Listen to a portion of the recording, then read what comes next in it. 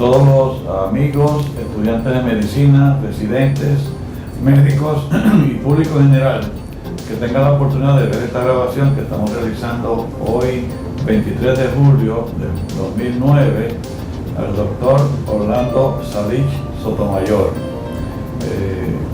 Hoy reconocemos la aportación del doctor Salich Sotomayor a la cirugía en Puerto Rico y en general a la medicina por su conocimiento y su ejecutoria a lo largo de sus años de practicar la profesión en Puerto Rico. Buenos días, Orlando. Buenos días, saludos. ¿Cómo te encuentras? Muy bien, gracias. Pues gracias por aceptar la invitación. Vale. Vamos a estar aquí como una hora y lo que vamos a discutir tu ejecutoria personal primero y luego tu ejecutoria profesional y más adelante cualquier otro comentario que quieras hacer a lo largo de la entrevista, de tu experiencia, las positivas obviamente, si tienes alguna negativa claro, que te han impactado y te han molestado, pues también las puedes decir. Claro. Pero vamos a comenzar. ¿Dónde naciste y quiénes son tus padres y Bien. tus hijos, tu esposa? Yo nací en Juanadía en la década un poquito antes del 30. Mi padre Pedro Juan Salich y Porfiria Sotomayor. Sotomayor. De Juanadía también. De Juanadía. Me casé con Helen Pau Mercader y tengo 5 hijos, todos vivos.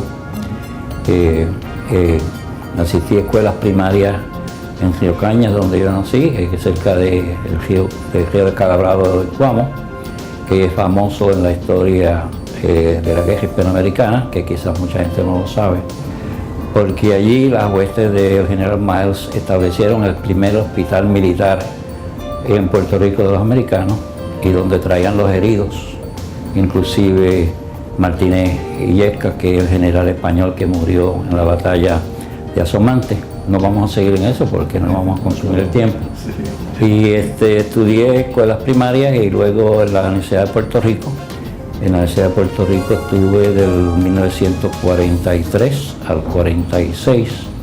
Estaba estudiando bachillerato en química y física bajo los auspicios del doctor Facundo Bueso y doctor Raúl Quiroz Méndez.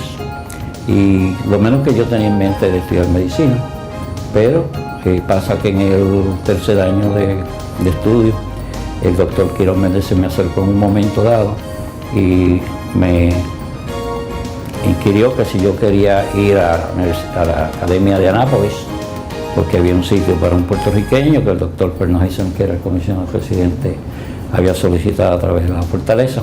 Yo le dije que sí, pero 2 o 3 días más tarde me miró y me preguntó, venga con la cosa, tú no quieres estudiar medicina, porque él estaba a cargo con el triunvirato de que él era el jefe, con la doctora Dexter y Miguel Santana, de a quién se le asignaba becas en Puerto Rico, porque no había escuela de medicina en Puerto Rico. La primera escuela de medicina empieza en el 50 y gradúa el primer grupo en el 54. Así que yo lo miré a él y le dije, bueno, no sé, yo no había pensado en eso. Y después, si tú quieres estudiar medicina, me lo dices. Y digo, pues está bien. Y entonces ahí mismo dije, pues tú tienes escuela de medicina y tú tienes una beca para estudiar. Eso me lleva entonces a Southwestern Medical School de la Universidad de Texas en Dallas, donde ingresé en el 46, me gradué en el 50 y luego vine a Puerto Rico, interné en el hospital de distrito de Bayamón del Departamento de Salud. Estuve un año esperando porque estaba la cuestión de la guerra de Corea. En el 52 ingresé en las Fuerzas Aéreas de Estados Unidos, estuve hasta el 54. Y el tiempo que estuve estacionado allí, por suerte, estuve en cirugía, aunque yo no tenía entrenamiento en cirugía. ¿Dónde estuviste en esos 2 años? En Lackland Air Force Base, en Estados Unidos. en el estado de San Antonio, que tiene el hospital militar más grande de la United States Air Force. El segundo ¿No fuiste a Corea? No. Yo viajaba en aviones en Estados Unidos buscando quemados. Pero entonces estuve allí 2 años en cirugía. Luego cogí el entrenamiento de cirugía, me llevó a Georgia, a Emory. Allí estuve solamente 1 año porque yo quería estar en Nueva York y conseguí ingreso en el Memorial Sloan Kettering Institute de Nueva York de Cornell, Allí terminé mi entrenamiento en cirugía de cáncer, que en ese momento pues la cirugía de cáncer era bien extirpativa, que eso se ha ido modificando. Esas eran cirugías grandes. Bien súper grande, cuánta supervía. Allí yo estuve asociado con lo que hoy dirían serían celebrities o gente famosa, como por ejemplo Alexander Brunswick, con quien yo trabajaba, con el doctor George Pack, con quien yo trabajaba. También un radical de cirugía. Sí, y el mejor cirujano que yo he visto operar en mi vida. Ese tipo no le sangraba la herida. Yo no sé cómo lo hacía, pero lo hacía. Y no había cauterio. Entonces, allí también estuve con Michael Delish, que era el jefe de cirugía colorectal. Entonces vino una cuestión de la American Board of Surgery, que para poder coger los boards en cirugía, porque en Memorial no era una residencia escalonada y no había chief resident. Entonces ellos decían que tenía que haber un año de chief residency, hacer una cirugía escalonada. Y entonces, pues por suerte, el doctor Mike Days cogió el teléfono, levantó el teléfono allí, llamó a un amigo de él, íntimo amigo de él, que fue su padrino de boda, se llama John L. Madden. John L. Madden dijo, pues por suerte yo acabo de votar el chief resident por algo que pasó y mándamelo para acá. Fui allá, aparentemente le caí bien, me fui con él, hice un año de chief resident, con muchísimo cuidado de no pisarle callos a todos esos muchachos que estaban bajo mí, era un montón de médicos. Y pues luego terminé y posteriormente tuve la suerte de desarrollar una gran amistad con el doctor Madden personalmente.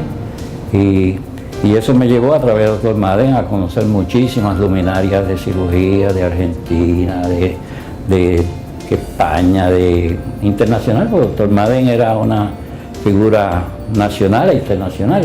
Tiene un libro que quizás no lo conocen, pero es un clásico de los Atlas of Surgery. Además, él era una mente muy inquieta. Durante su estadía con él, nosotros operamos coronarias. Todavía no hay el sistema y muchas en la arterectomía que estaban en su comienzo, porque empezaron los franceses. Vuelvo a Puerto Rico en el 57, cojo mis boards en cirugía en el 60, ingreso en el Colegio de Cirujanos en el 1962. En mis viajes, etcétera, pues conocí gente que me influenció, por ejemplo, el doctor, ¿cómo se llama? El dictador de Cuba, Fidel Castro. El doctor Alejandro Castro era un eminente cirujano de Washington, y nos hicimos muy amigos, y él era el presidente de la American Society of Colon and Rectal Surgeons. Y él me dijo, tú tienes que ingresar, y él me firmó junto con otro de los attendants míos de memoria, y me hicieron miembro de la American Society of Colon and Rectal Surgeons en el 1969. ¿Y esto practicaste básicamente primero en Puerto Rico? Yo practiqué cirugía general de 1958 al 2003 en Ponce. Allí estaba el doctor Armstrong, que vino un poquito después que yo, y él estaba especializado en cirugía colorectal, así que él veía la mayor parte de los casos naturalmente de colorectal, pero yo veía algunos también. Y operaba cirugía de colon, yo tuve buenos maestros en eso. Y entonces en el 2003 vine a San Juan y ejercí aquí en el hospital municipal hasta el 2009, en junio 30 de este año, que me retiré. ¿Tuviste 6 años municipal? Sí, en San Juan, y allí pues naturalmente estuve expuesto a muchísima cirugía difícil y que pues, gracias a Dios pudimos hacer con... Pero ya sin residente acá en esos años. Acá no hay residente, lo que teníamos eran unos, como unos fellows, house staff, que nos hacían la receta de residente. Ayudaban y hacían historiales físicos y también ayudaban y nos alertaban de problemas y nos ayudaban bastante bien. Y tú recuerdas, yendo hacia atrás, Bueso fue tu profesor, ¿no? Facundo Bueso era el decano de Ciencias Naturales Por alguna razón, no sé, física. ¿No? sí, yo estaba haciendo un mayor en química y en física, y eso me puso en contacto con el doctor Bueso y con el doctor Quirós Méndez. Bueso puedo decir que él tenía un grupito, y no sé cómo decirlo, pero yo era un miembro de ese grupito, y nos reuníamos en la oficina, eran como 8, y hablamos de distintas cosas, y él trataba de hipnotizarnos porque él hipnotizaba. Y luego cuando regresé en el 57, de alguna manera supo que yo estaba en Puerto Rico, me llamó y me hizo participar en un simposio ahí en la ciudad de Puerto Rico junto con él, el doctor Sebastián González García y otro más. Y me dijo, no cojas miedo que tú puedes bregar aquí. Y hablamos como a 3.000 estudiantes allí porque era una cuestión de orientación de ciencia, lo disfrutamos muchísimo. Y el doctor Quirós Méndez, pues, yo no iba a estudiar medicina, pero un día el tercer año me indicó que quiere ir a Nápoles, que creo que yo le había dicho. Sí. Y entonces de ahí pues surgió la cuestión de que me dijo, pues yo te voy a conseguir una escuela de medicina, y me consiguió una beca. Y recuerda que Bueso decía que daba quizzes todos los días, ¿no? Sí. Un quiz. Sí. De 10 puntos. Sí, sí. Es más fácil sacar 10 que sacar 0. Sí, entonces, estando allí con Bueso, pues él me hizo asistente de otro profesor que había allí, que era Kendricks. Y yo era el asistente de Kendricks. Es decir, que habían estudiantes que se colgaban en física, entonces cogían la física en el segundo semestre, y yo era el ayudante, ¿verdad? Y trataba de ayudar a mis amigos, pero sin tampoco faltar a la ética de estarle diciendo la contestación a las preguntas. Ese triunvirato que tú dices, Raúl Quirós Méndez y Santana y Miguel Santana y la doctora Ramos Dexter, sí, que eran los que escogían los jóvenes definitivamente. Antes que se abriera la escuela de medicina en Puerto Rico, los colocaban en Estados Unidos en varias escuelas sí, de la nación. Escuelas buenísimas, ellos tenían asientos en las escuelas y te ponían. Y les gestionaban becas. Y sin exámenes ni nada, ellos te ponían. Antes de 50. ¿No? Sí, Interesante sí. esa situación, porque esas 3 personas fueron, ¿verdad?, influyentes y positivamente para los muchachos jóvenes que estaban con ellos. Seguro que sí. Muy bien. Y entonces terminaste y te retiraste ahora completamente en el 2009. En el 2009. Estoy haciendo unas gestiones porque el hobby mío es estudiar y estudiar ciencias básicas según se relaciona a la cirugía y aplicarlas a cirugía. Así que voy a seguir tratando de si puedo darle conferencias a estudiantes de residencia en Ponce, en obstetricia y ginecología, porque obstetricia y ginecología, la mitad del tiempo es cirugía, y entre más aprendan de cirugía, mejor para ellos. Así que estoy haciendo unas gestiones con ellos. Tienen que aprender a operar bien y saber de ciencias básicas, definitivamente. Cuando entran en un abdomen de estos difíciles. No estar perdido. Exacto. No estar perdido. Seguro que sí, claro. Muy bien. Entonces, en un momento mencionaste que tuviste expuesto a una gente internacional. ¿Puedes contar algo sobre esa? Pues tuve la suerte, el doctor Bernardo Husay, que cogió el Premio Nobel de la Medicina en el 47. Argentino, ¿no? Argentino. Él hizo estudios de la pituitaria y entonces eso es lo que le ganó el Premio Nobel. Y por alguna razón él fue nombrado profesor visitante en mi escuela. Obviamente, como él hablaba español y no sabía mucho inglés, y yo pues hablaba español e inglés, estuvimos conviviendo como 6 meses, almorzábamos juntos, etc. Un tipo muy jovial, muy humilde. Además, en mi escuela pues hay 4 premios Nobel. Y el Michael Brown, que hizo los estudios de colesterol, la síntesis de colesterol, lo cual trae la cuestión de las estatinas. Él fue el que inventó ese juego, obviamente famoso y premiado. Y el doctor Gilman, que es el que descubrió las G-proteins, que son las que intercomunican entre célula y célula. Y él escogió el premio Nobel también por el estudio que hizo de las G-proteins. También estuve otros premios Nobel que he estado, la doctora Yalo, la doctora Yalo, la conocí, estoy hablando con ella, tuve una conferencia aquí en Harvey Hilton. Ella fue la que inventó, por así decirlo, el radioimmunoassay. Entonces ella hacía con anticuerpos detección de los niveles de insulina y el resto de historia. Y hoy en día pues hablamos de radioimmunoassay como todos los días. Fue ella en el Hospital de Veteranos del Bronx. hizo los estudios que le ganaron el premio Nobel. Muy bien. Así que he tenido suerte de por lo menos hablar con gente así de esa Sí, categoría. bien famoso. Sí. Y en hiperalimentación, ¿estuviste pues? Pues no, que mencionamos el tema de alimentación porque es uno de los avances grandes en la medicina y en la cirugía, Sí. lo cual, como todos lo sabemos ahora, pues ha hecho posible una serie de adelantos en pacientes especialmente de Crohn's y otras enfermedades y en cirugía que necesiten alimentación, ya sea enteral o por vena central. El doctor Ludwig, cuando dio la conferencia primera, pues yo estaba allí oyendo la conferencia. Stanley Ludwig. Él era de la Universidad de Pensilvania, centralmente es el doctor Ludwig, entiendo yo, que tuvo una enfermedad del corazón y le dio un trasplante del corazón. No sé si él está vivo todavía, pero Creo que sí. tiene un trasplante del corazón. Interesante. Otra anécdota así es el doctor Herbert Boyer. El doctor Herbert Boyer es el que inventó el genetic engineering con el Escherichia coli, de los monoclonal antibodies. Sí. Pues él era yo lo conocí y desayuné una vez con él por casualidad en el Colegio de Cirujanos en el 1981, octubre.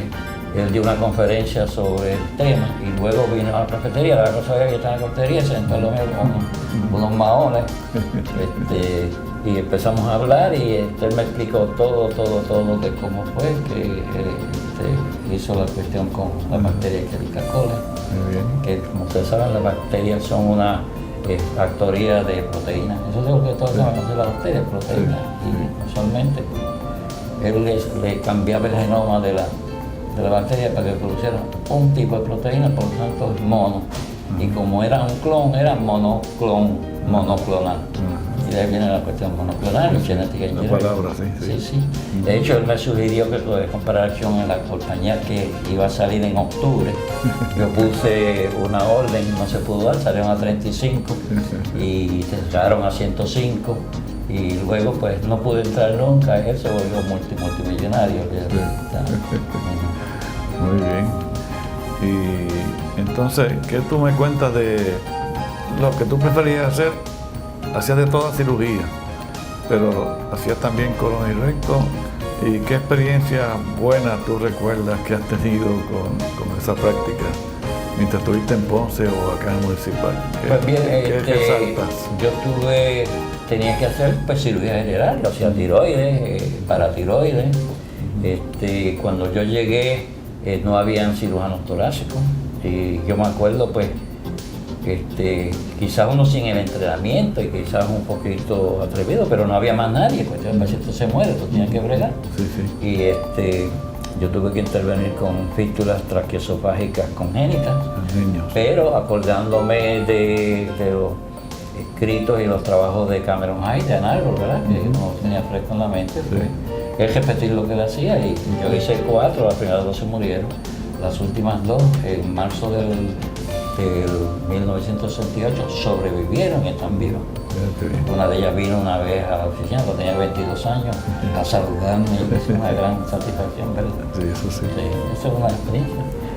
Cirugía gástrica que se hacía mucho, que ahora casi no se hace. Es verdad. Hacer un comentario, yo ahora mismo no entiendo cómo los muchachos que entrenan ahora van a hacer estómago, porque ya no se hacen estómago. Ya no se hacen. Y yo no sé cómo ellos lo van a hacer. Para úlceras casi no se hacen y para cáncer se hacen algunos, pero ha disminuido también en la práctica. Porque estas cosas hay que hacerlas, Sí. es una cuestión que entran por inspiración o por osmosis, tú tienes que haberlas hecho. Exacto. Y pues yo tuve la suerte con el doctor Madden, que me entró muy bien en toda la fase de cirugía. Y cabe apuntar, ¿verdad?, que quizás hace la pregunta, ¿qué es un cirujano? ¿Qué debe ser un cirujano? Ok. Un cirujano debe ser un individuo que sepa operar, que tiene que saber operar, Claro. que sepa cuándo operar. Sí. ¿Y cuándo no? Pero... Y que sepa cuándo no operar y que sepa cuando está operando cómo abortar una operación. Porque hay veces que una operación que entra en complicaciones, tú tienes que cortarla rápido y entrar lo que se llama damage control. Claro. Y algunos cirujanos no saben entrar en damage control. Sí. Y es bueno que entiendan que a veces la mejor parte del valor es la prudencia. Exacto. Y eso no es ninguna signo de debilidad o lo que sea. Y un cirujano imprudente o un cirujano temerario es un individuo que en el paciente dormido no tiene recursos porque no puede hablar. Claro.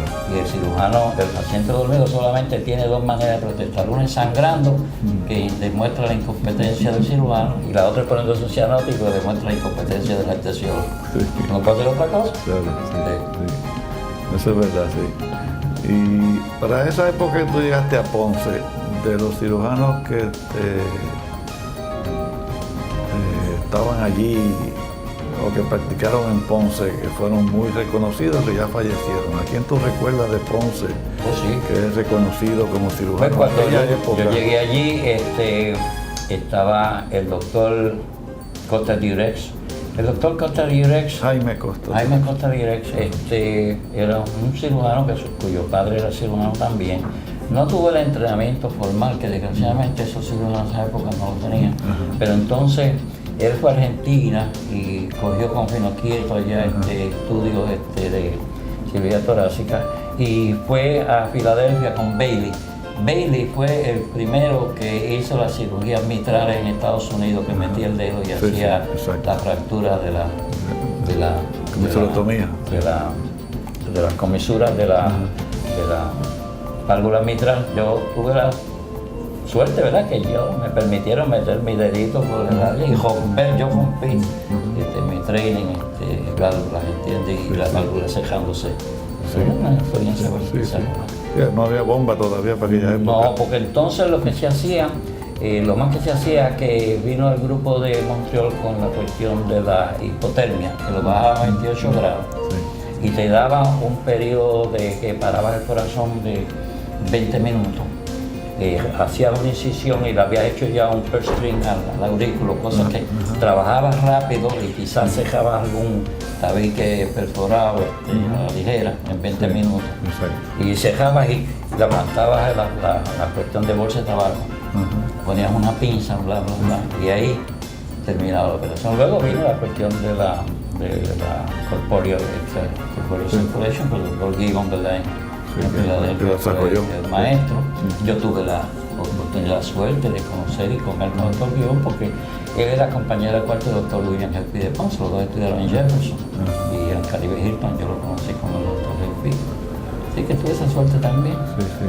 Luego pues el grupo de Minnesota, de Van de Lehigh, que fueron los pioneros grandes en la cirugía extracorpórea. Y el resto pues historia. Y Costa Direx hizo cirugía cardíaca en Ponce también. Sí, hacía mucha cirugía cardíaca en Ponce. Entonces hacía mucha cirugía en los tuberculosis de toracoplastía para practicar.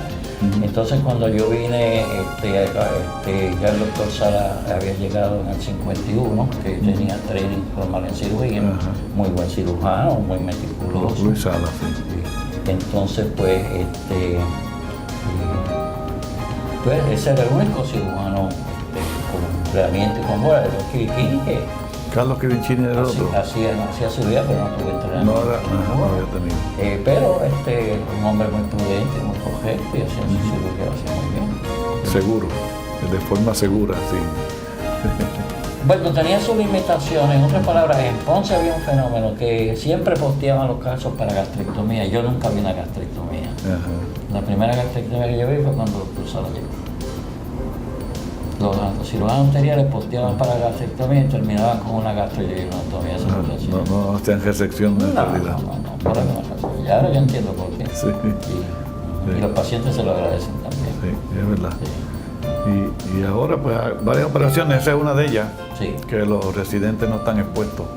Ahora saben mucho la laparoscopía y estas cosas. Sí. Y quiero que me cuentes, porque tú has vivido a lo largo de toda la historia de la cirugía en Puerto Rico, desde que comenzó, cómo hemos progresado, los problemas que tenemos nuevos ahora, que no teníamos cuando tú llegaste. ¿Me puedes hablar de eso? ¿Cómo tú ves la situación desde que llegaste? Bueno, yo llegué en 57 y ya como en la época del 78 al 80 empezaron los Intensive Care Units. Que los anestesiólogos, hay que dar las gracias a ellos, fueron los que movieron más la cuestión de los Intensive Care Units. Doctor Zafar allá en Pittsburgh. Aunque los intensivos ocurren desde que Florence Nightingale en la guerra de Crimea en los 1800, ella fue la que empezó con un sistema que bajó la mortalidad de un 20%, 2% de guerra. De otra cosa que tenemos de la guerra de Crimea, el Eshmak Bandage, ese de goma que tú pones para sacar la sangre, eso salió de la guerra de Crimea.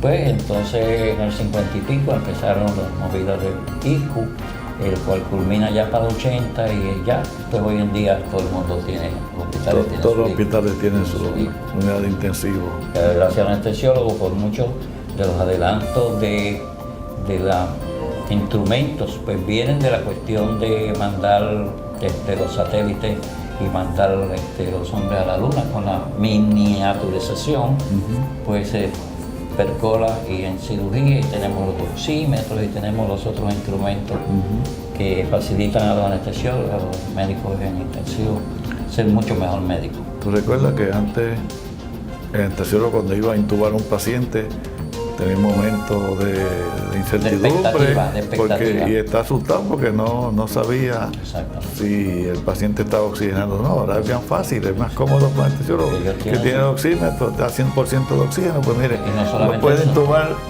tranquilamente. Tiene el instrumentito que una vez intubado, saben que está intubado en el bronquio, digo, en la tráquea, que está correcto. Sin estar oyendo los que lo oyen, ¿verdad? Como para ponerse tirante y coger, además los oyen también. Entonces, todos son adelantos. Tienen 3 o 4 mecanismos de asegurarse que el tubo está en el sitio que está. Tú le ofreces al paciente más seguridad. Exacto.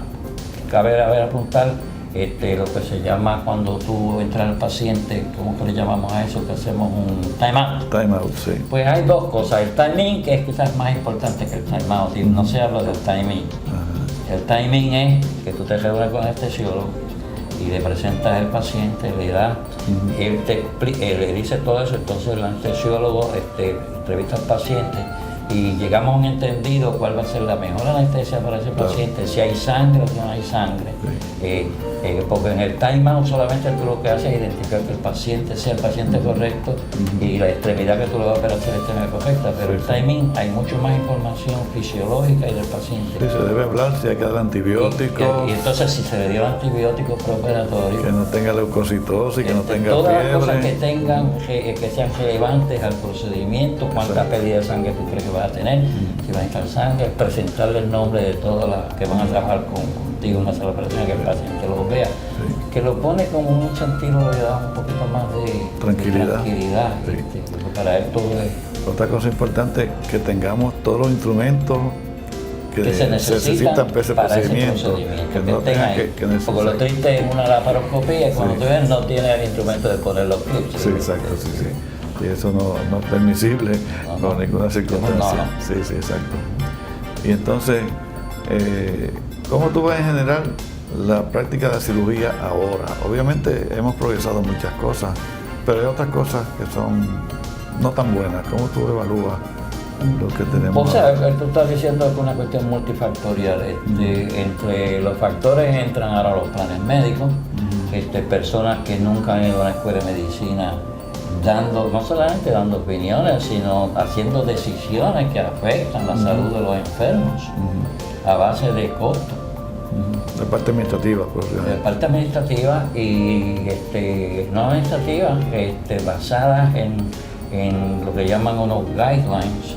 Es bueno apuntar que los guidelines no son más que guidelines. Son guías, ¿no? Son guías, no, legalmente no tienen ningún peso. Y hay pacientes que, como podemos decir, se caen por las rendijas, que caen entre medio de los guidelines, que no cualifican los guidelines, pero está enfermo, tú tienes que aplicar lo que tienes que aplicar. Te aplican los guidelines y le niegan quizás algo que quizás en ese momento le pudo haber sido de mucho beneficio. Esos son los problemas desde el punto de vista de planes médicos. Igualmente, pues, guidelines y estas cosas que hacen para el cuidado de los pacientes. Los pacientes no ven el libro, ni tienen una etiqueta aquí que diga el diagnóstico. O sea que tú tienes que, entonces pues quizás los médicos de ahora que adolecen quizás de un problema es que son reacios a examinar pacientes.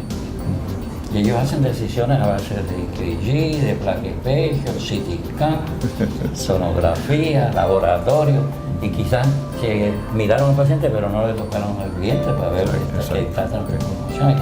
O sea que la clínica todavía sigue siendo historiales 90% del éxito del diagnóstico y 5% de examen físico y el resto es laboratorio y cuestiones ancilares. Y no podemos olvidar de eso. O sea, tú practicaste mucho antes del CT scan, MRI, mamografía y todas las cosas, ¿no? Correctamente, sí, el doctor Egan, que empezó con la mamografía allá en Emory, pues, entonces eso pues, lo absorbimos en la práctica de la medicina. Ha habido muchísimos otros adelantos en la cuestión del seno. La enfermedad del seno sigue siendo una enfermedad muy complicada, que realmente no es una enfermedad, por ejemplo, son 3 enfermedades. Sí. Y eso pues tampoco se sabe cuando tú tienes al paciente al frente, ¿verdad? Y necesita una serie de estudios, de marcadores, para ver dónde se ubica y qué tipo de tratamiento es el más adecuado para él. Cuando estuviste en Nueva York, se hacía en aquella ocasión la cirugía suprarradical de Ervan. ¿Tú te acuerdas de eso? Bueno, sí, Ervan, yo puedo decir que es amigo mío, ¿verdad? Tipo muy simpático y siempre, él se murió. De hecho, cuando él se retiró aquí en Las Vírgenes. Y entonces, pues nosotros compartíamos mucho en las actividades de memoria que les hacemos en el Hotel Plaza, que es uno de los hoteles más lujosos, porque acuérdate que memoria es decir Rockefeller, eso es Rockefeller Country, ¿okay? Eso es anglosajón, Waspish all the way. Allí no se aceptan judíos, allí no se aceptan los negros, allí no sé cómo fue ir a un puertorriqueño.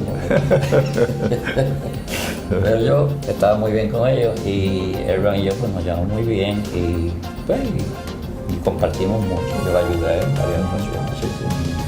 Yo sé de...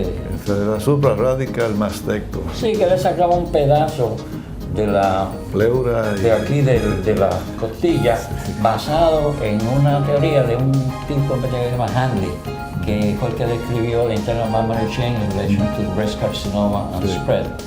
Sí, y entonces pues él pues eso ya casi no se practica con nosotros. Nada. Pero fue en un momento dado. Sí. Igualmente las cirugías radicales de vientre, las abdominopelvic lymph node dissection, que ya eso como ha pasado la historia. Yo viví muchas de esas, ¿sabes? Como el doctor Pack y como los doctores ayer.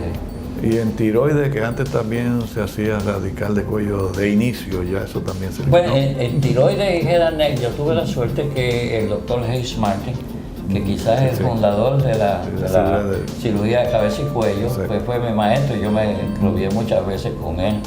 De hecho, él decía que cuando él empezaba a buscarle el nervio y no usaba estimulador para la parótida, él no lo usaba. Si tú usabas un parótida, él te botaba. Si en 5 minutos no encuentro el nervio, me quito los guantes y me voy. Y es verdad, siempre lo encontraba. Él tenía su manera y disfruté mucho. ¿Tú dices para parótida o para tiroides? Parótida. Facial, sí. Facial. Así que yo me incluyaba con él. Y de hecho hubo una experiencia lo más interesante cuando yo estaba allí. Pues en un día, en una cirugía de cuello, a mí se me ocurrió, porque era un paciente que le habían dado radiación, y el problema de radiación es que la arteria carótida, si se ulcera la piel, la arteria no puede estar expuesta al aire porque explota y se muere el paciente. Entonces hay que buscar una cubierta biológica, y entonces a mí se me ocurrió, y le digo al otro reciente, ¿por qué no cogemos los músculos longitudinales del posterior, que mantenemos la inervación para que no se atrofien, los tratamos y cubrimos? Y le hicimos eso. Lo presentamos en la conferencia de los martes y dijeron, pero qué sé yo qué, la cuestión es que como 2 o 3 años después, Randall Tollerson, que era uno de los técnicos, aparece en el Archives of Surgery escribiendo el artículo de lo que yo dije, y en mi nombre no aparece por ningún sitio. Muy bien. Y ahora, ¿cómo tú ves la cuestión de la práctica de la cirugía? Porque como tú estabas no había demanda y estaba el sistema público completo, básicamente todos los hospitales de distrito en toda la isla, incluyendo el de Ponce, ¿no? Sí. Pues ahora todo eso está privatizado. ¿Cómo tú ves el cambio? ¿Ha sido Pues, favorable? hay muchos expertos y uno de los problemas es que en la radio a todo el que le ponen un micrófono al frente se cree que es experto. Y tiene que hablar y habla como si fuera un experto. Y a mí yo me río de ese tipo que no ha ido nunca a la escuela de medicina, que nunca ha visto un paciente y está dando opiniones a derecha e izquierda como si él fuera la última Coca-Cola del desierto. Sí. Y yo me río. Pero la cuestión es que yo vi el sistema de doctor Albona, yo lo viví, y tenía sus cosas buenas y tenía sus cosas malas. Me explico. Nosotros teníamos, por ejemplo, montones de hernias en waiting list, que llamamos. Pues eso no lo llamamos hasta que las emergencias que venían no nos permitieran irlos llamando, así que había un waiting list. Claro. Eso no cambia gran cosa, el sistema de operación, que sea con reforma o no, porque ahora quien lo pone en waiting list es la IPA. Médico primario. La IPA. Sí. Y por razones que uno tiene que entender también. O sea que las cosas cambian, entre más cambian y se quedan igual, como dicen los franceses. Exacto. Sí. Ese es un punto. La cuestión de la televisión que resuelve los problemas en 30 minutos y la gente se ha acostumbrado a que todo se resuelve enseguida. Pues la medicina no es así. La medicina hay que buscar un diagnóstico y muchas veces uno no sabe un diagnóstico hasta que no hace una exploración. Y la gente quiere resultados inmediatos y si no quiere un resultado bien, algo malo hizo y tiene que ser el doctor. Por lo tanto, entonces las expectativas, especialmente de la clase pobre, que es como una lotería a la inversa. Yo me salió algo más familiar, pues aquí yo voy a ver si saco dinero y me pego la lotería. Eso está, y luego eso combinado con el sistema comercial de los seguros de malpractice, que no protegen al médico en nada, y los abogados que tienen que vivir y tienen que pagar su mensualidad de sus automóviles europeos. Pues todo eso pues conlleva a que es un sistema que muchas veces hay que transar los casos, que si se ventilaran en su fondo saldrían absueltos, pero las compañías de seguro no gastan por no gastar y entonces lo que hacen es que te aumentan la prima de seguro. ¿Sí? Como quiera lo paga. Pero hay que aprender a vivir con eso y hay que escribir buenas notas de progreso legibles y poner las razones por las cuales tú hiciste lo que hiciste en el momento que lo hiciste. El razonamiento. De razonamiento detrás de la decisión. Exacto. Cosa, y en letra legible, cosa que cuando surge cualquier cosa y el récord lo mandan a Estados Unidos, cuando ven que el médico sabía lo que tenía entre manos y tibio dice, mira, tú no tienes chance de ir a lo que y entonces no te molestan más. Pero si es ilegible, olvídate, si no está escrito es como si no hubiera existido. Así que el médico muchas veces hoy en día pecamos de no escribir con claridad y no decir por qué estamos haciendo lo que estamos haciendo. Sí, exacto. Si siguiéramos eso, tendríamos, porque nosotros sabemos más medicina que el abogado. Claro, no hay duda. Y con los residentes, ¿cuál ha sido tu participación acá? Pues En Ponce había una escuela, una residencia, de hecho, ¿no? yo estuve a cargo de un programa de residencia en el hospital del distrito, en la parte final, cuando perdió la acreditación por distintos factores, ¿verdad? Y lo disfruté muchísimo y hay muchos residentes que cuando miren esta película se van a acordar y están muy agradecidos de lo que yo les pude humildemente aportar a ellos. Ellos mismos me lo dicen. Sí. Exacto. Eso. Pero la cuestión es que ha habido un cambio de menudo para acá. Y es que vino cuestión esta de los Nintendo. Los muchachos pues son muy diestros con las manos y el reflejo humano es excelentísimo. Y entonces, pero la inteligencia sigue siempre la misma. Hay gente inteligente, hay gente inteligente, pero más inteligente, y hay algunos que son un poquito más lentos, ¿verdad? Eso no cambia. Pero la cuestión es que en términos generales, hoy en día el médico tiende a depender menos de lo escrito, más de lo visual, y tienen un apuro en hacer algo. Y no siempre ponderan todas las cosas y hacer todo el estudio y cortan ciertas esquinas que quizás les traen problemas. Y o sea que quizás tienen un defecto en la cuestión cognitiva y tienen gran habilidad que les ayuda y eso les ayuda en la cirugía de la paroscópica, Claro, no hay duda, sí, sí, que sí. todo es el mirror image, Sí, exacto. que tú tienes que wire your brain, y eso no es fácil a la edad de nosotros. Sí. ¿Tú llegaste a aprender la paroscopía? Sí, yo aprendí la sí. paroscopía y entonces tenía problemas, por ejemplo, se me acababa el dióxido de carbono, mitad de eso, y entonces ese trajín y las coronarias mías se me iban en el espasmo. Yo tengo más que 2 coronarias grandes y tengo 5 hijos, así que yo dije, no, espérate, yo... Sí. Pues, y hoy en día, pues la vesícula hay que hacer la coloroscopía, y si tú lo haces de otra manera, Claro. el paciente te demanda.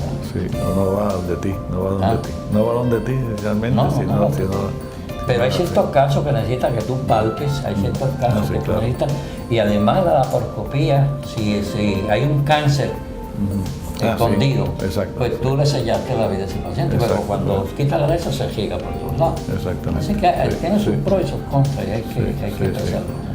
No, yo he visto que hay unas vesículas que son bien difíciles y que los muchachos jóvenes Y terminan abiertos. no terminan abiertas Y no tienen la técnica para saber hacer. Exacto, porque ellos no han visto esas bien difíciles. Yo he visto unas vesículas que he tenido que asistir y algunas mías propiamente, que necesito que otro cirujano me ayude porque está tan difícil que por la paroscopía ni pensarlo. Exacto. Y hasta abierto da trabajo, y hay que dejar drenaje y todas estas cosas.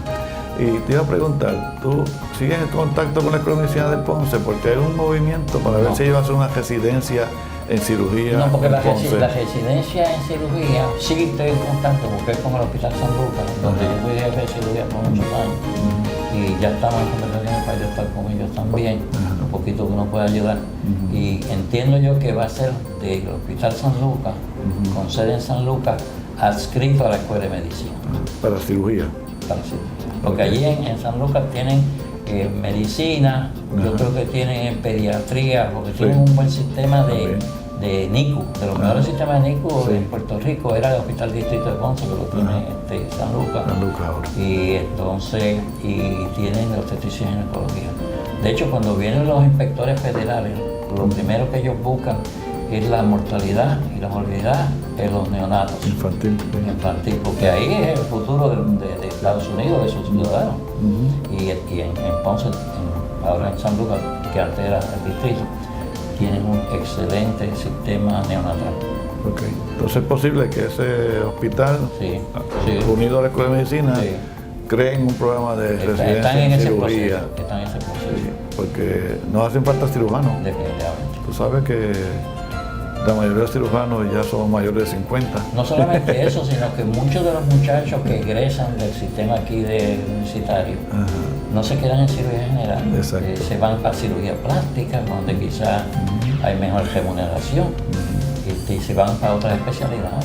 Sí, cardiovascular. Y vascular, periferovascular. Sí, exacto, sí. Y no ingresan a la A la práctica cirugía de la general. cirugía ni en la academia ni en el privado Sí, tampoco. y acaba de apuntar que quizás los hospitales no agradecen el valor de un cirujano general que acepta hacer guardias. Ajá. No hay dinero que se pueda pagar que compense el riesgo de un cirujano general aceptar pacientes en la realizar la emergencia. Y desgraciadamente los que están acá en los hospitales como que no se dan cuenta de eso y se creen que los cirujanos generales están en cada esquina y tú puedes traer uno, ¿verdad? Sí. Ahora somos muy poquitos en Puerto Rico, muy poquitos. Es una de esas en extinción. Y eventualmente pues vamos a tener problemas, a menos que surja otra residencia en Ponce, o que la Universidad de Puerto Rico expanda de 5 a 7 o a 8, que quizás lo pueda hacer también. También lo puede hacer. Y tú has visto también los cambios que han pasado en cirugía con respecto a los residentes, no que ahora trabajan menos horas. Como tú te adiestraste, tú tienes que hacer guardias como un día sí, un día no. Sí, lo que pasó fue que había una muchacha que vino con un dolor de oídos a Cornell, allí a Cross District donde yo trabajaba, pero mucho después. Y por alguna razón, pues, le dieron antibióticos y después. La cuestión es que terminó en una mortalidad. Y a raíz de eso, pues, hubo la nueva dictamen del horario que tiene que darle cierta cantidad de horas libres por semana Exacto. a los residentes. Sí. Y eso, Pero los errores van a ocurrir aunque hayan 10 médicos mirando. Si van a ocurrir, van a ocurrir. porque los accidentes no Exacto. avisan ni te mandan una invitación. Eso es verdad. Eso Sí, es. sí, Exacto. sí. Sí. Lo más que tú puedes hacer es reaccionar rápidamente y reaccionar bien. Ujú. Sí, sí. Porque si uno tiene que hacer decisiones inmediatas, no puede dejarlo para después. Exacto. Contrario al internista, los que no operan. Que pueden- Quizás si hay tiempo, pues que tú hablas de CT scan y PET scan. Sí. Con mi background de física, pues a mí me interesaban mucho los PET scan. Y como tú sabes, el PET scan lo que hace es uso de, ¿cómo diríamos? Están los electrones y los positrones son masas iguales a un electrón pero con carga positiva. O sea que le llaman antimateria. O sea que usamos antimateria en medicina con los PET scan. En el PET, Porque sí. positive emission tomography, positron emission, y positrón es la misma masa que un electrón pero con carga positiva. Si un electrón con carga negativa choca con un positrón de carga positiva, hay annihilation y emite 2 gamma rays. Y de eso que usa la base para hacer los PET scan, porque actualmente se le da 18 cloro-deoxiglucose, que entonces queda atrapada dentro de la célula, no escapa. Y al chocar los positrones con los electrones, emiten 2 gamma rays a 180 grados y ese destello hace que la visualización, entonces se cambia por un sistema para dar una imagen borrosa, porque es una prueba fisiológica. Ahora se combina con el CT y se hacen los dos a la vez para Exacto. ubicar la parte anatómica con la fisiológica, que da Exacto. más información. Sí, sí. Y se puede utilizar para, como tú sabes, para cuestiones de metástasis. Metástasis, si el tumor es activo, ¿qué es lo que está haciendo? Y función del cerebro, de Exacto. Alzheimer o Sí. tumores, porque los tumores son más ávidos a la glucosa que el tejido normal. Sí, porque se ve la función, ¿no? Sí, porque captan, son ávidos, tienen hambre por la glucosa y se pueden ver más intensamente porque consumen más glucosa. Hay otras sustancias, ¿verdad? Que como dopa y eso se usan para parkinsonismo y otras, pero aquí cabe decir que el ciclotrón está en el mismo centro médico, porque el half-life es 1 hora y 10 minutos. Y este muchacho, Frank Calogi, ha hecho una gran obra. Y él tiene un montón de ciclotrones aquí en San Juan, que la gente lo sabe. Y uno de ellos está en el centro médico y se hace para el paciente que se va a hacer el PET scan ese día. O sea que ellos están día y noche trabajando allí. No es algo que quizá la gente no Sí, sabe. sí, es un adelanto bien importante Importantísimo. para ver Para las el- metástasis de el los estudio de tumores, los de pacientes con seno cáncer, exacto, sí, y de otros sitios. sí, sí. Y aquí tenemos eso y que se utiliza, se le ofrece a los ciudadanos, o sea que no, Está no es que se deja- disponible, está disponible. no es que Puede ser que el plan lo cubra, ¿verdad? sí, sí, pero está los disponible. planes, Medicare lleva la voz cantante allí. Sí, claro. Cuando Medicare lo aprueba, pues los otros planes más o menos van a Definitivamente. tener Tienes que hacer los estudios actuariales para incluirlo van a tener que en su entrar. prima. Sí, exactamente. Seguro que sí. Sí. ¿Y qué más nos quieres discutir de tu vida personal o cosas importantes que hayas hecho? Bueno, mi hobby, como yo dije, a mí me gusta estudiar. Yo estaba estudiando me gradué y se va acumulando la información y es el conocimiento de ciencias básicas, cómo aplican a cirugía. Y por ejemplo, la cuestión esta de PET scan, pues eso yo lo tengo bien claro en mi cabeza. Y le hablo a los residentes para estimularlos para que lean. Claro. Porque una vez tú tienes un poco de conocimiento de eso, tú estás más dado a usarlo. Porque aquello que tú conoces, pues como que tú lo usas Claro, más. Lo que sí. tú desconoces, tú no sabes ni que existe. Exacto. ¿Entiendes? Es Sí, que sí. de la ignorancia, pues, no es ninguna virtud. Sí. ¿No? Que entre más tú sabes, más suerte tú tienes. Ajá. Y más te ayuda en evaluar a un paciente y hacer el diagnóstico, o en la sala de operaciones a las 2 de la mañana, cuando tú no tienes chance de llamar a nadie. Exacto, sí, sí, hacer sí. decisiones que pueden ser correctas. Y pasarle esa información, si puedo, a otros estudiantes de medicina y residentes, pero quizás más pasarle la actitud de aprender y de formarte, y que no hay tal cosa como que una cosa es trivial, porque la trivia no existe. Siempre algo que es trivial para alguien, a lo mejor es importante en un momento dado para otra resolver un persona. problema. Exactamente. Sí. Así que eso es otra de la ciencia, porque se investiga meramente por investigar y eso se deja allí. De momento, unos años después, se averigua que esa tiene una aplicación clínica que desconocíamos al principio. La desempolva a alguien sí, de un exactamente. Sí. ¿Y tus hijos, alguno estudió medicina? No, ninguno estudió. Llevé a una que era la hembra, pero a ver si le gustaba, pero no le gustó. Hay dos que estudiaron abogacía y uno estudió gerencia y cosas de publicidad. Y uno está en facturación médica, y yo le ayudé a cogió cambio. Y otra que está en educación, en el departamento de educación. Muy bien. ¿Y tu esposa está viva? Está viva. ¿Está bien de salud también, igual que tú? Bueno, pues sabes, está el ACE. Sí, está bien. Pero, ¿cuánto llevan de casados? Desde el 51. 49, 58 años. Eso hace. 58 años, muy bien. Sí. Y de las lecturas que tú haces, además de medicina, ¿lees otros temas? ¿Te interesas por otros temas de lo que está pasando en el país? Las cosas que nos dan... Sí, me interesa el país porque, por ejemplo, pues me interesa la historia de Puerto Rico, cuando vino General Miles a Guánica, en julio 25, que era entre 2 días, de 1898, y luego entraron los americanos otros 2 barcos por el muelle de Ponce en julio 27, eso mucha gente no lo sabe. La primera bandera que se iza norteamericana es en el Custom House de la playa de Ponce. Claro, ellos tiraron un par de cañonazos. ¿No fue en Guánica? No fue en Guánica. En Guánica no levantaron bandera. Ni en Yauco tampoco. No, porque Yauco pertenece. Guánica lo que pasa pertenece en Yauco, entiendo yo, es que entonces vinieron las fuerzas expedicionarias de Miles y tuvieron una batalla allí en un cejo, yo tengo la fotografía del monte, cerca de Yauco.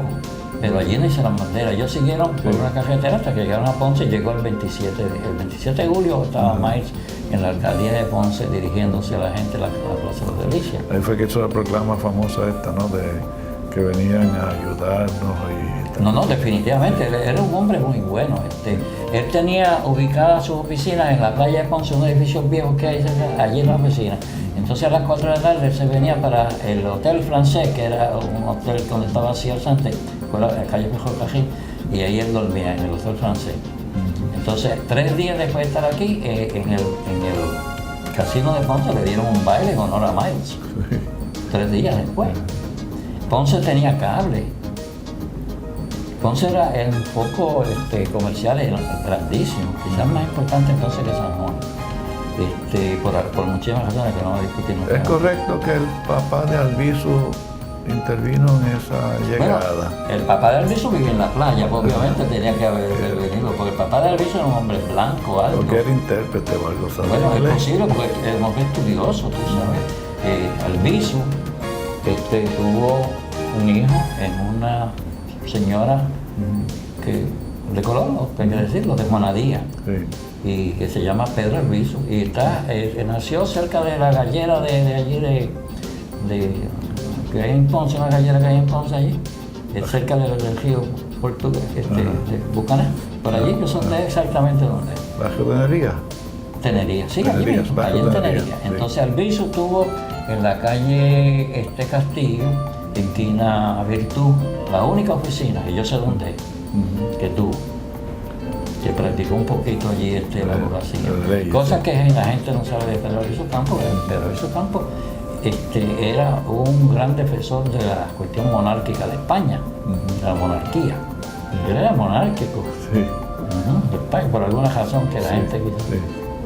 Las otras cosas pues vinieron después con la Primera Guerra Mundial. La revuelta de 50 y todas estas cosas. La Primera Guerra Mundial. Él tuvo que entrar al ejército. Incidentalmente, cuando vinieron los americanos, trajeron soldados negros, los españoles decían los ahumados, ahí vienen los ahumados. O sea, habían esos negros, además de los regimientos de Pensilvania y Massachusetts, que fueron los que vinieron a Puerto Rico. Y bueno, para los que tengan la oportunidad de ver esta grabación, hoy es 23 de julio del 2009 y estamos pasando por una época difícil en el país con la cuestión de la influenza A H1N1, la llamada influenza porcina, que tiene a todo el pueblo en expectativa y el gobierno con muchos problemas. ¿Cómo tú ves esta situación? Bueno, yo lo que le sugiero a la gente es que no acudan a sitios donde acude mucha gente, aeropuertos, cine, donde se aglomera mucha gente, porque hay oportunidad de contacto directo, ¿verdad? Mantenerse en las casas lo más posible. No se puede paralizar el trabajo ni el gobierno, pero hacer lo que se puede usando los criterios de sentido común. Lavarse las manos, no darle la mano a nadie. Sí. Si oye a alguien cosiendo, pues coge por el otro lado, ¿verdad? Sí. Y si tú estás enfermo, que de tu casa. Exacto. Sí. Por ahí se está manejando más o menos esa situación. Pero yo creo que esto va a ser una cuestión que no se va a resolver en 2 días. Esto toma tiempo en lo que va playing itself out, pero que no va a llegar a ninguna gran consecuencia de pandemia. A nivel mundial está en todos sitios ahora mismo, en todos los países han tenido más o menos su cuota de enfermos y de muertes, pero aquí llegó un poquito tarde, pero llegó y nos está afectando y veremos a ver cómo salimos de esta situación sin muchos contratiempos. ¿Qué más nos quieres decir en los últimos minutos que nos quedan? Pues no. ¿Estás satisfecho con lo que has hecho en tu profesión y en tu vida? ¿Estás contento? Sí, estoy satisfecho. Pues hubo algunos casos en que quizás uno pues hubiera deseado que lo hubiera hecho de otra manera, pero siempre mirando para atrás, el hindsight de 2020, ¿verdad? Sí. Pacientes no traen un rótulo en la cabeza con el diagnóstico, tú tienes que buscarlo y hacer buenos historiales, saber oír y saber preguntar sin ponerle leading questions en su mente a la gente. Y tratar de observar y unir los puntos, como dice, connect the dots. Porque inteligencia dicen que es ver allá aquello que no normalmente se ve, eso es lo que es inteligencia. Ver más allá de lo que... ¿No has tenido experiencias adversas médico-legales? Pues sí, lo he tenido y se han resuelto, ¿verdad? Pues estoy seguro que si se hubieran llevado a juicio hubiera salido absuelto, pero las compañías de seguro prefieren transar y después tratar de cobrártelo a ti en las primas. Sí, te aumentan las primas como quieras. Exactamente. La transacción muchas veces obedece a que ellos creen que gastan menos transiguiendo el caso y no defendiéndolo hasta lo último, porque consumen más recursos económicos con los abogados en la defensa, entonces nos metemos en más problemas. Bueno, pero lo que pasa también es que, claro, el sistema legal es el sistema legal, pero como un juez que no es médico y un jurado de leos que no son médicos, a base de información inexacta, que muchas veces no es la información que debe dársele, y que los sistemas biológicos, 2 más 2 es 4 en matemáticas, pero el sistema biológico 2 más 2 puede ser cualquier cosa, y no hay anticipación de lo que puede ocurrir, y entonces si ocurre algo que es distinto a lo que se esperaba, ya es una falta del médico, no necesariamente es correcto. De hecho, la mayor parte de veces no lo es, pero nosotros pecamos y quizás lo que tenemos que hacer como cirujanos, lo que viene, es que si te llaman que tú operaste a alguien y te llaman a las 3 o las 4 de la tarde en la oficina que está llena de pacientes, que tu lado está, arranca para allá, no esperes, vete para allá y chequea a tu mismo paciente y pon un buen progress note que se escribe a base de lo que tú viste y lo que tú hiciste, por qué lo hiciste. Y si hay que hacer otra cosa, hacerlo en el momento. Y a la larga tú vas a tener menos impacto. Que si tú, pues voy para allá ahorita, pero te justificas, porque hay 40 pacientes, 30 pacientes, y eso, pues a lo mejor cuando llega ya no hay pacientes, o los pacientes ya están en una etapa irreversible. Se sugiere que uno se rija por la regla de oro de la Biblia, hacerle a... Si yo fuera paciente, que yo desearía que lo me hicieran a mí, exactamente. Y eso posiblemente, si uno se rige por esa regla de oro que llaman, pues evite tener problemas y no dejar que la soberbia se meta en el medio Sí. Si el paciente está sangrando hay que llevarlo, y si hay que llamar ayuda, llama ayuda, mueve, pide sangre, a todas las cosas, porque hay dos tipos de errores de omisión y errores de comisión. Exacto. La mayor parte de los errores son de omisión. Porque yo creía que yo no haz algo, que haciendo algo puedes meter la pata, pero lo mejor es lo que tienes que hacer. Haz algo. No, y si tiene una complicación, pues tienes que corregirla. Y busca ayuda si necesitas. Y buscar ayuda si uno no sabe corregirla, pero para que el paciente salga bien, entonces evitar los problemas tratar de ver antes de lo que se pueda, ¿verdad? Sí. Pues muy bien, Orlando, pues se nos ha terminado el tiempo. Gracias por aceptar la invitación de estar acá. Gracias a ti por invitarme. Espero que sigas bien de salud junto a tu familia y los muchachos. Gracias igualmente. Y que sigas bien. Igualmente, gracias que por haber venido. todo te siga bien. ¿Cómo no? En tu práctica. Bien, gracias.